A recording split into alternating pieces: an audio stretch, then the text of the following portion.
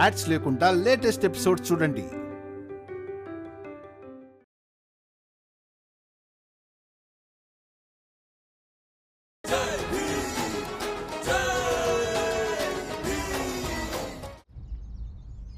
Joke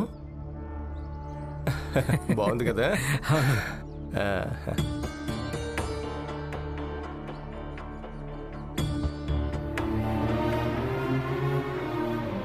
దలియమ్మ, నందు, మనోహర్ ఎక్కడున్నారు? అప్పుడు బాగా మాట్లాడారు కదా, కోటు వేసుకుని వస్తే కాల్ చేస్తామని. ఏమైంది? భయపడి పారిపోయారా?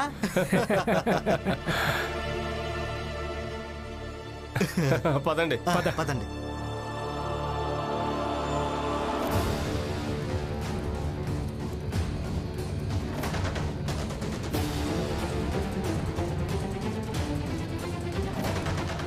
నందు, మనోహర్, మీరిద్దరు ఇప్పటిదాకా కాగడ పట్టుకునే ఉన్నారా? మేమేమనుకున్నామంటే ఈ పాటికి ఆవేశం చల్లారిపోయి ఉంటుందని. కానీ మీ ఇద్దరికి పిచ్చి పట్టినట్టుంది.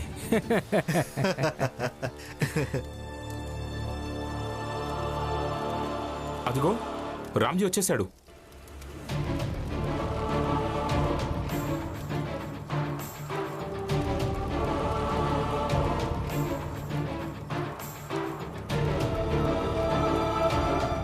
రామ్జీ అన్న, కోరట్లో ఏం జరిగింది?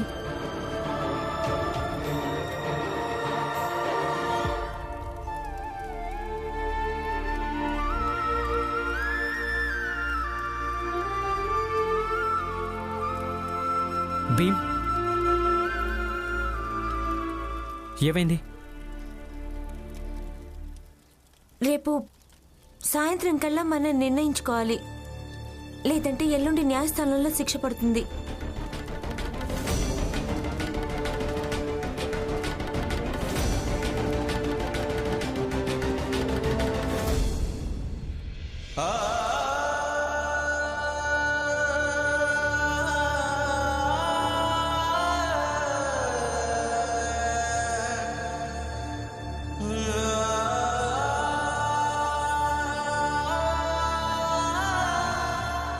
పోట్లాడుతూ గొడవ పడుతూ నేను మీ పిల్లలందరినీ పెంచాను కదా, అందరికీ పెళ్లిళ్ళు కూడా చేశాను.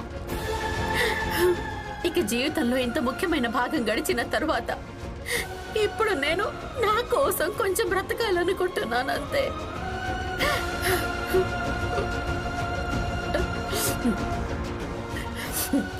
మీరు ఒక నిర్ణయం తీసుకోక తప్పదు. మీ దగ్గర ఈ రోజు అలాగే రేపటి దాకే సమయం ఉంది.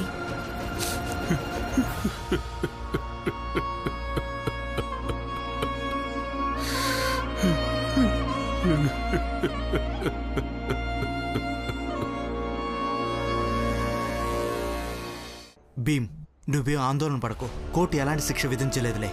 కోర్టు అలా ఎలా శిక్షను విధించగలదు? ఈ కాగడాన్ని మేము నీ గెలుపుని ఆశిస్తూ వెలిగించాం. అలాగే ఈ కాగడ ఎప్పటిదాకా వెలుగుతుందంటే నువ్వు గెలిచేంత వరకు వెలుగుతుంది. ఇక ఇదంతా ఈ ముగ్గురి కారణంగానే జరిగింది.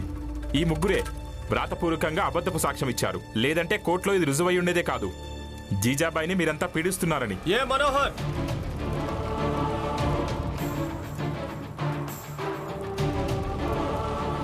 మేము కోటు వేసుకున్నాం, కొంచెం పద్ధతిగా మాట్లాడు.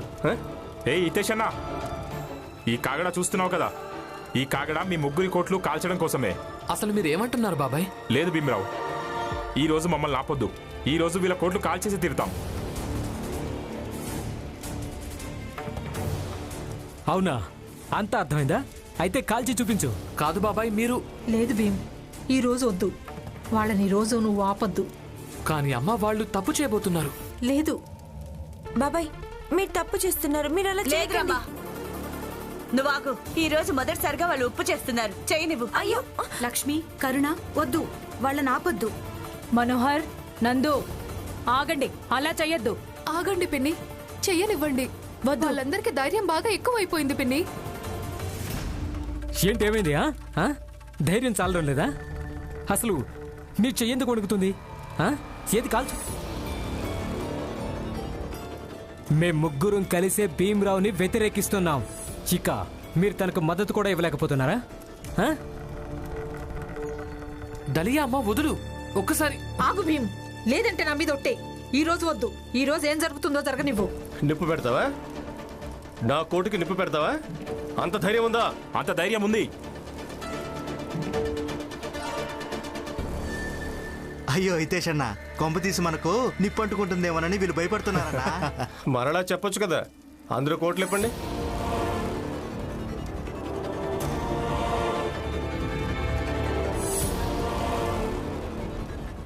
ఎందుకు రెచ్చగొడుతున్నారు? లక్ష్మి ఆగు. ఇప్పుడు అంటించండి, నిప్పంటించండి. నిన్నే నిప్పంటించి చూపించు. పెట్టండి. నిప్పు పెట్టండి. ధైర్యం లేదా? అంటించు. ఇదిగో పెట్టండి. ఆగండి బాబాయ్, మీరు ఇలా చేయకండి. నిన్నే నిప్పు పెట్టు. చూస్తావేంటి? నిప్పు పెట్టు.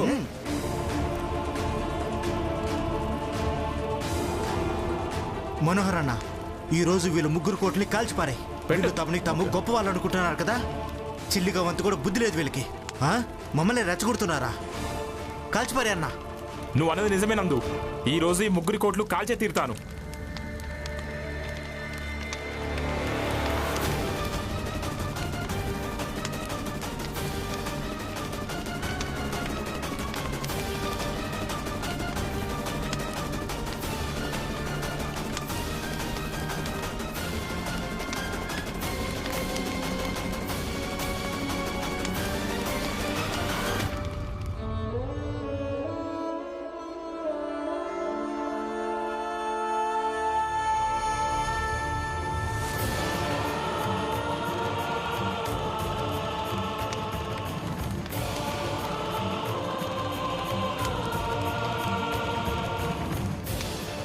నువ్వు నా కోటు కాల్చేస్తావా? ఈ రోజు నీ అంత తేలుస్తాను. జోగు అన్నా, ఇప్పుడు కేవలం మీ కోట్లనే కాల్చేశాను. ఒకవేళ ముందుకొచ్చారో ఇదే కాగడాతో మీ ముగ్గురిని కాల్చేస్తాను.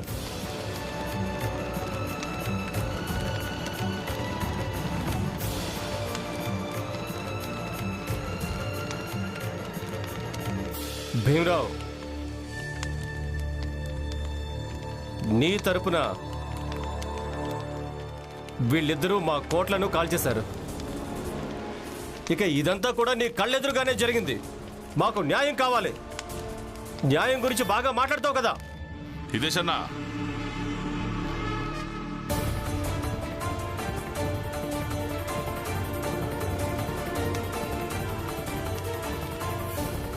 భీమ్ మీ ముగ్గురి నాటకాలను చూస్తూ కూర్చోలేడు.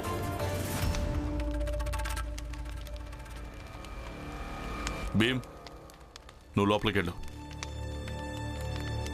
అన్నట్టు హితేష్ అన్న, వ్రాతపూర్వకంగా అబద్ధం సాక్ష్యం చెప్పడం అది మీ ఇష్టం.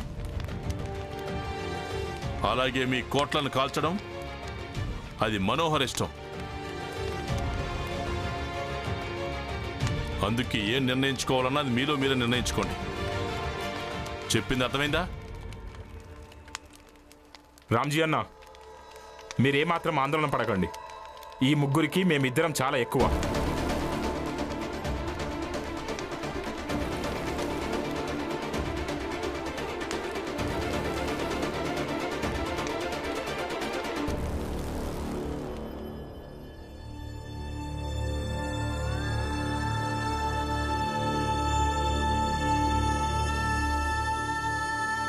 మావయ్య భోజనం చెయ్యనని చెప్పారు. ఎలా ఆయనకు తినిపించడం? ఏం ప్రయోజనం లేదు. ఆయన భోజనం చెయ్యలేరు. మానసికంగా ఆయనకు చాలా తీవ్రమైన గాయమైంది. కట్టుకున్న భార్యను న్యాయస్థానంలో తనకు వ్యతిరేకంగా చూడడం, అది కూడా ఒక అబద్ధపు కేసులో, అది ఎలాంటి వ్యక్తినైనా కుమిలిపోయేలాగా చేస్తుంది. నాన్న కూడా కుమిలిపోతున్నాడు. జీజాబాయి మీ భార్య కదా, నేను ఆవిడ లాయర్ని. మీ అందరి మీద కేసు పెట్టడం జరిగింది. అందరి మీద చట్టపరంగా చర్య తీసుకోవడం జరుగుతుంది. అంతేకాకుండా మీ అందరికీ శిక్ష కూడా పడుతుంది.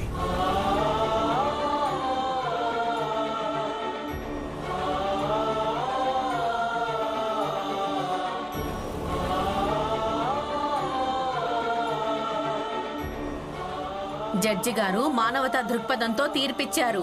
మీ అందరి దగ్గర రేపటిదాకే సమయం ఉంది, లేదంటే ఎల్లుండి మీ కుటుంబ సభ్యులందరికీ శిక్ష విధించడం జరుగుతుంది. జీజాబాయ్, నాకు బతకాలనుంది, కానీ నీ షరతుకు అంగీకరించి లేదా కోర్టు ఆదేశాన్ని అంగీకరించి మాత్రం బతకలేను. మీరు నిర్ణయం తీసుకోక తప్పదండి. మీ దగ్గర ఈ రోజు అలాగే రేపటిదాకే సమయం ఉంది. జీజాబాయ్, నీకు ఎలా చెప్పాలి? కోర్టులో నిన్ను ఇలా వ్యతిరేకంగా చూడడం నేను తట్టుకోలేకపోయాను. అప్పటి నుంచి తల నొప్పి వస్తోంది. ఇక దాని బాధ మనసులో కలుగుతోంది.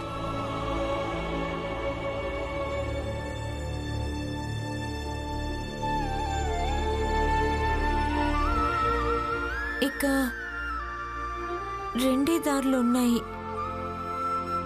ఒకటి మావయ్య అత్తయ్య మాట వినడం, లేదంటే అత్తయ్య స్వయంగా ఈ కేసు వాపస్ తీసుకోవడం. కానీ అత్తయ్య ఎప్పటికీ కేసు వాపస్ తీసుకోలేదు. ఇక ఇందులో కష్టమైంది ఏంటంటే కేవలం రేపటిదాకే సమయం ఉంది.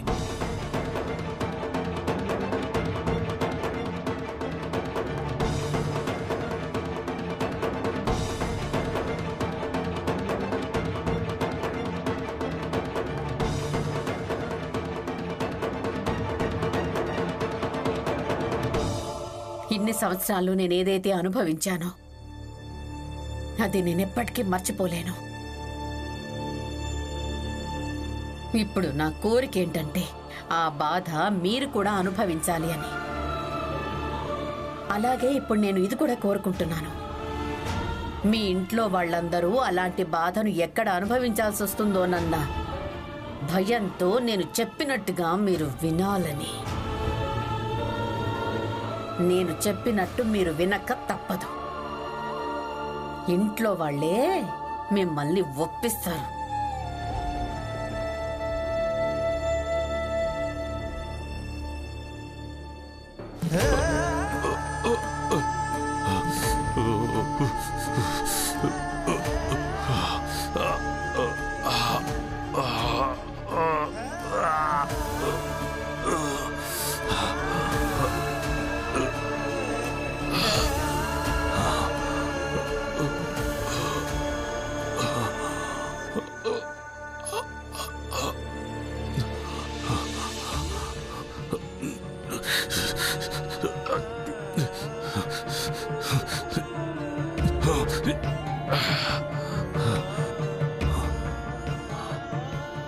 నా పిల్లలు, నా కుటుంబానికి నా బాధ తెలియకూడదు. ఇది నా బాధ మాత్రమే, నేనే భరించాలి.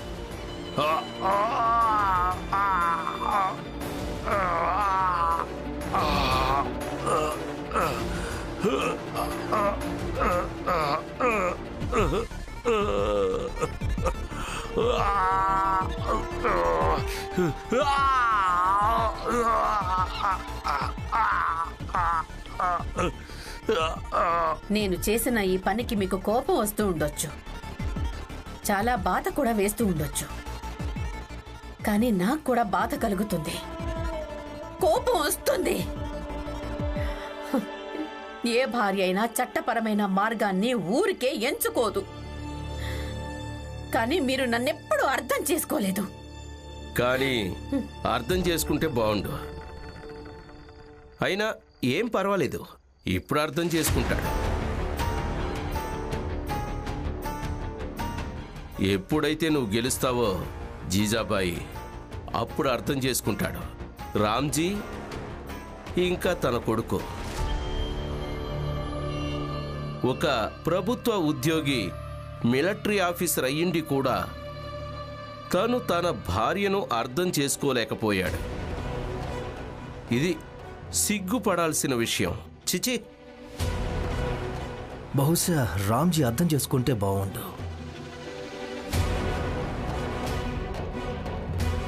సర్లేక ఏదైతే సాధ్యం కాదో జీజాబాయ్, దాని గురించి మాట్లాడడం ఎందుకు?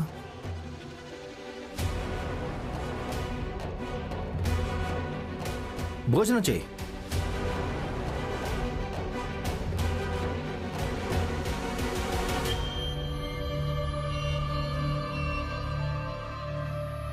ఇక భోజనం చేసిన తర్వాత రేపటికి ఏర్పాట్లు చేసుకో.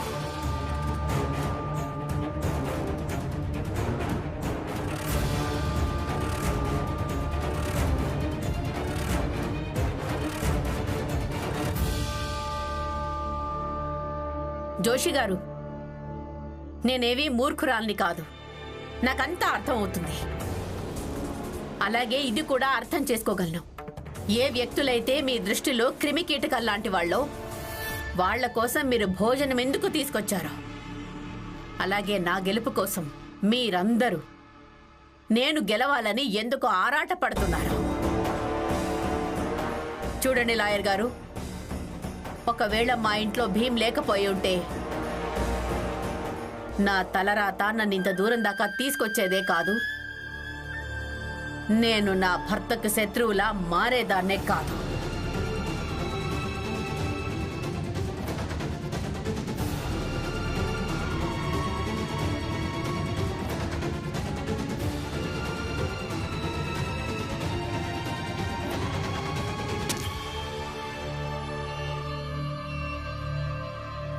భీమరావు కారణంగా ఎవరెవరితోనో మాటలు పడాల్సి వస్తుంది. ఈ జీజాబాయ్ వీధి వీధిలో చెత్త ఊడుస్తుంది. ఇక ఇప్పుడు నన్నే మాటలని వెళ్ళిపోయింది. ఇది నిజమే. అవసరం వచ్చినప్పుడు గాడిద కాళ్ళు కూడా పట్టుకోవాల్సి వస్తుంది. భీమరావు ఈ వలలో పూర్తిగా చిక్కుకుపోయాడు.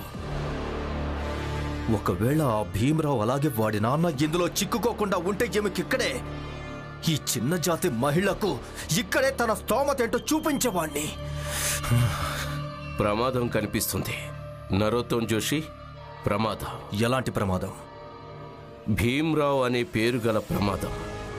ఒకవేళ ఈ ప్రమాదాన్ని ఆపలేకపోతే గనుక ఇక ఈ కుర్రోడు ఒక రోజుకి నాయకుడు కాదు, మహానాయకుడు అవుతాడు. కాదు, ప్రతి నాయకుడు అనాలనుకుంటున్నారు కదా లాయర్ గారు. పదాలను సరిగ్గా ఉపయోగించండి. నరోత్తం జోషి, నేను మహానాయకుడనే అంటున్నాను.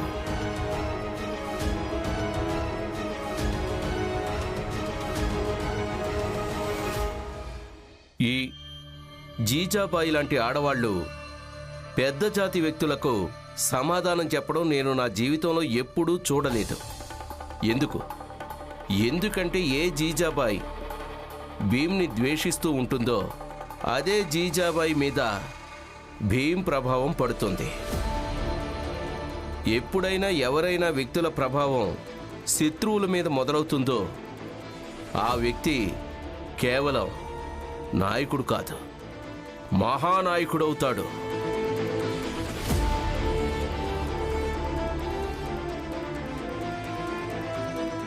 భయం వేస్తుందా? కంగారు పడుతున్నారా లాయర్ గారు? ఇదే పిరిగితనానికుండే లక్షణం. ఏం పర్వాలేదు, మేము ఎవరైనా వేరే లాయర్ని పెట్టుకుంటాంలే. ఎలాగూ నరోత్తం జోషి దగ్గర డబ్బులకు ఎలాంటి లోటు లేదు. జోషి గారు, నేనేం భయపడ్డలేదు. అలాగే నేను పిరికివాణ్ణి కాదు, నేను ఒక లాయర్ని.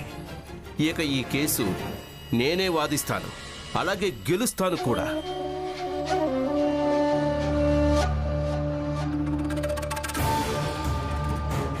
అయితే వాదించు, అలాగే గెలువు. శుభరాత్రి. అందరూ వినండి, ఇక రెండే మార్గాలు మిగిలాయి. ఒకటి బిడ్డను దత్తత తీసుకోవడం, లేకపోతే అందరికందరూ జైలుకి వెళ్ళిపోవడానికి సిద్ధపడడం. మాకేమనిపిస్తుందంటే మీరందరూ జైలుకి పోతారని. ఎందుకంటే రామ్జీ ఈ రోజు వరకు ఒప్పుకోలేదు, ఇక ఇప్పుడే ఒప్పుకుంటాడు. నువ్వన్నది పూర్తిగా నిజమే జనార్దన్. ఇప్పుడు జీజాబాయ్ ఎలాగూ వెనకడుగేసేలా లేదు. ఇక రామ్జీ చెప్పినా కూడా వినడు. అందుకే అందరూ జైలుకి వెళ్ళిపోవటం ఖాయం. అసలు ఎదురు చూస్తుంది ఈ రోజు కోసమే కదా. ఏ జనార్దన్, మీ ముగ్గురు నోరు మూసుకోండి. అవకాశం దొరికిందో లేదో మొదలు పెడతారు. రామ్జీ అలాగే తన కుటుంబం గురించి మాట్లాడుతూనే ఉంటారు. నోరు మూసుకోండి. ఆనంద్, బాలా, లక్ష్మి, మీ ముగ్గురు వెళ్ళి రామ్జీకి నచ్చ చెప్పొచ్చు కదా, ఇలా పంతానికి పోవద్దని. లేదంటే చాలా అనర్థం జరుగుతుంది బాబు. నాన్నమ్మ మాట ఎక్కడ వింటాడని. ఇక ఏం జరుగుతుందో జరగని. చూడు తల్లియమ్మ, కేవలం ఎదురు చూడగలమంతే. తర్వాత ఏం జరుగుతుందోనని. నాన్న ఏమైంది మీకు? నాన్న